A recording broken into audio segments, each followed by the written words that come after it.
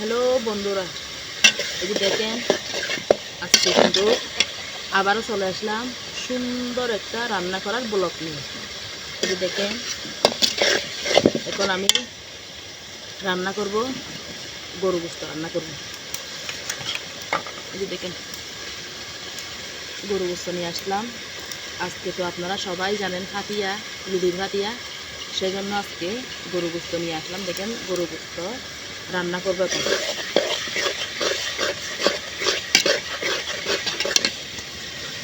এখানে আমি টমেটো, পেঁয়াজ, রসুন, আদা সব কিছু কষিয়ে নেব। আগে সব কিছু দিয়ে দিয়েছি।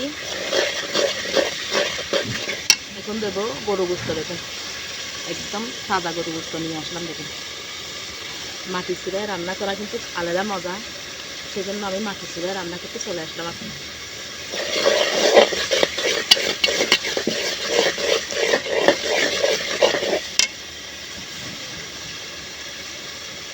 আমরা হচ্ছি গ্রামের মানুষ, সেজন্য মাটির চুলায় রান্না করলে অনেক ভালো লাগে আর অনেক স্বাদও। এই জন্য চলে আসলাম গরু গোশত রান্না করতে। আসতে দেখেন গরু গোশতর কলিজা, এই যে একদম তত্ত্বদা কিন্তু গরু গোশত নিয়ে আসলাম দেখুন রান্না করার জন্য।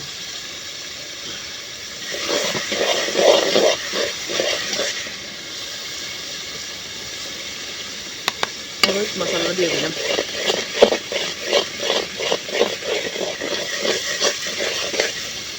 এই যে দেখেন এখন দিয়ে দেবো গরু গোশত। বিসমিল্লাহ।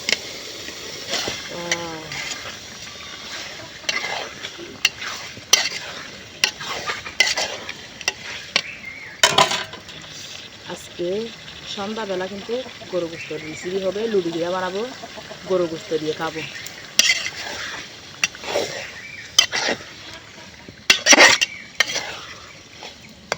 আজকে কিন্তু রোজায় রাখছি আমি, এখন কে দেখাতে পারবো না আপনাদেরকে, সেজন্য সন্ধ্যাবেলা দেখাবো। কে সন্ধ্যাবেলা কিন্তু খাবো গরু গোশত, লুডি দিয়ে খাবো, আপনাদের মাঝে কিন্তু শেয়ার করবো। দেখেন গরু গোশতের কালারটা কিন্তু ভীষণ ভীষণ সুন্দর হয়েছে। দেখেন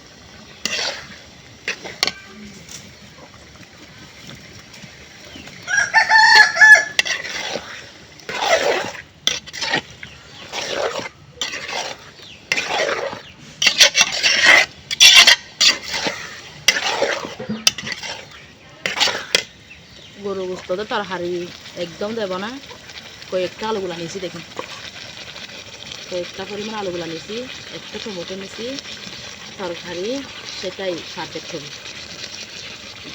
আলু দেবো, আলু আলু আলু আলু দিয়ে কিন্তু গরু গোশত রান্না করলে অনেক স্বাদ হয়, সেজন্য অন্য তরকারি দিই নাই। বেগুন আছে, ফুলকপি আছে, সেই তরকারিটা মনে হয় গরু গোশততে ভালো লাগবে না, সেজন্য আলু দিছি কয়েকটা হলো।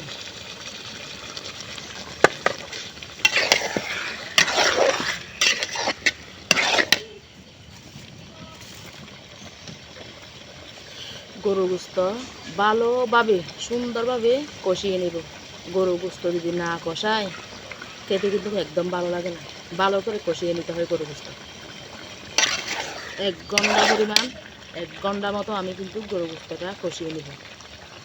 তারপর ভালো একটা কালার আসবে, অনেক স্বাদ হবে। আপনারা তো সবাই জানেন, আমার ফ্যামিলিরা যারা আছেন তারা, আমি কিন্তু গরু গোশত কীভাবে রান্না করি, মাছ কীভাবে রান্না করি আপনারা তো জানেন। ভালোভাবে কষিয়ে কিন্তু রান্না করে খায়। এখানে কিন্তু ঝোল বলতে কিছু দেওয়া যাবে না, গরু গোশতটা কষিয়ে খাবো। লুডি পিঠা বানাবো, সাইলেট পিঠা ভালো করে খাবো।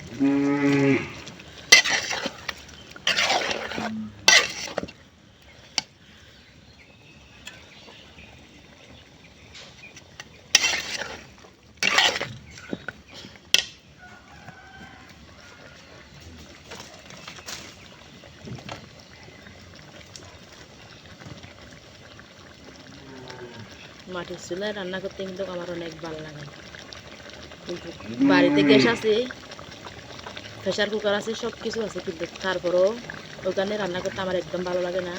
আমি কিন্তু মাটির চুলা দিয়ে রান্না করি, আমার অনেক ভালো লাগে।